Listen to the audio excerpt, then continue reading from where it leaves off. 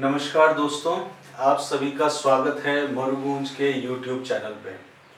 आप जैसा कि जानते हैं कि मरुगूंज के अंदर में हम लोग जो पश्चिमी राजस्थान के अंदर कोई भी विषय होता है जो थोड़ा सा दबा हुआ होता है, जिसके अंदर में राजस्थान के विकास की बात होती है, स्पेशली पश्चिमी राजस्थान के विकास की बात होती है, उसको हम यहाँ पे उठाते हैं। उनमें से ही जो आज हम लोग एक मुद्दा लेंगे वो लेंगे टिड्डियों के द्वारा रबी फसल जो खराब हुई थी।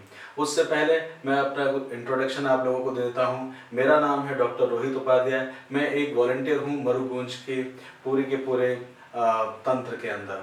यहाँ पे हमारे खूब सारे वॉलंटियर हैं जो अलग अलग जगहों पे काम करते रहते हैं और ज़्यादा से ज़्यादा कंट्रीब्यूट करते हैं ताकि राजस्थान की जो पटरी है वो विकास के रास्ते पे लाई जा सके। उसमें से आज हम लोग जो बात करने वाले हैं वो टिड्डियों को लेके बात करने वाले हैं कि आप जानते ही हैं कि कुछ महीने पहले राजस्थान में टिड्डियों की एकदम बाढ़ आई थी पाकिस्तान की तरफ से। टिड्डियाँ जो हैं वो फसलों को खा जाती हैं। उस समय रबी की फसलें लगी हुई थी। रबी की फसलों के अंदर में सारी की सारी फसलें खराब हो गई। किसानों ने खेतों में जा के सारे के सारे बर्तन तोड़ डाले ताकि आवाज़ से टिड्डियाँ उड़ जाए। सरकारी तंत्र उस समय इतना निश्चल हो गया था कि वहाँ पे कुछ काम भी नहीं हो पाया और जिस कारण टिड्डियों से फसलों को बचाने की कोई कवायद भी नहीं करी गई। आप ये भी चीज़ जानते हैं कि लोगों ने खेतों में डीजे लगाए, जोर जोर से आवाज़ें लगाई। पूरा परिवार टिड्डियों को अपनी फसल बचाने, अपनी मेहनत को बचाने के लिए जुट गया।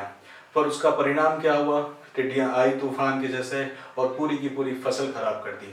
हमारे घरों में भी टिड्डियों ने खूब सारे जगह, देखा जाए तो हर जगह टिड्डे हम लोगों को दिखे। तो आप सोचिए खेतों का तो क्या हाल हुआ होगा। इसका विशेष प्रभाव जो पड़ा सरकारी आंकड़ों के हिसाब से अगर देखा जाए तो ज़्यादातर जो है वेस्टर्न राजस्थान यानी कि पश्चिमी राजस्थान में टिड्डियों का असर देखा गया। इनमें से आप देखें तो जालोर के अंदर में 43,000 से ऊपर हेक्टेयर एरिया को टिड्डियों ने प्रभावित किया। ये सरकारी आंकड़े हैं, एक्चुअल नहीं है। एक्चुअल तो इससे कहीं ज़्यादा होंगे। उसके बाद हम लोग आगे जाते हैं तो जैसलमेर के अंदर में 51,000 हेक्टेयर एरिया रहा। जालोर में भी कम से कम 52,000 हेक्टेयर एरिया जो रबी की फसल है खराब हुई। पाली, जोधपुर, सिरोही और इन सब गंगानगर को मिलाया जाए तो कम से कम 70,000 से ऊपर हेक्टेयर एरिया जो है वो खराब किया गया। अनुमान देखा जाए तो सरकारी आंकड़ों से 3 से 3.5 लाख तक का हेक्टेयर एरिया टिड्डियों के द्वारा खराब हुआ। इतने किसानों की फसल जो है उस समय खराब हो गई।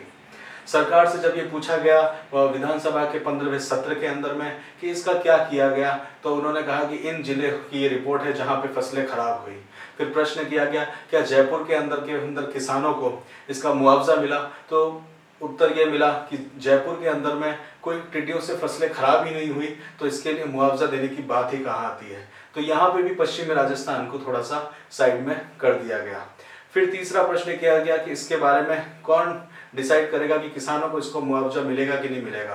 तो ये निर्णय लिया गया कि SDRF यानी कि स्टेट डिजास्टर रिलीफ फंड के तहत केंद्र सरकार के द्वारा ये फंड दिया जाता है राजस्थान के किसानों को, या उनका तय किया जाता है। परंतु ये सारा फंड जो था SDRF वाला वो कोरोना के इलाज में चला गया, इसलिए फंड बचा ही नहीं।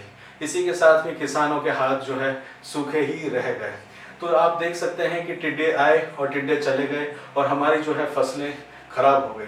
फसलों और खेती से रिलेशन हम सबका है क्योंकि हम सब लोग उसका खाना खाते हैं, रोज हम लोग अन्न खाते हैं। वही खराब हो चुका है पूरी तरह से टिड्डियों के आने से, और आज भी हम लोग उसके बारे में कोई चर्चा नहीं कर रहे।